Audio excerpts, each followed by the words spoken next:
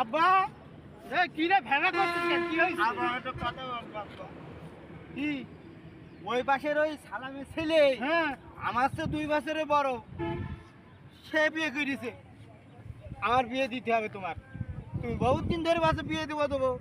আমার ছোট বয়সে তারা বিয়ে করে ফেললো, তোমার বিয়ে দাও। কি জামানা আসলো, বাপের সাথে ছেলে কি করে বলে যে আব্বা আমাকে বিয়ে দেবা না?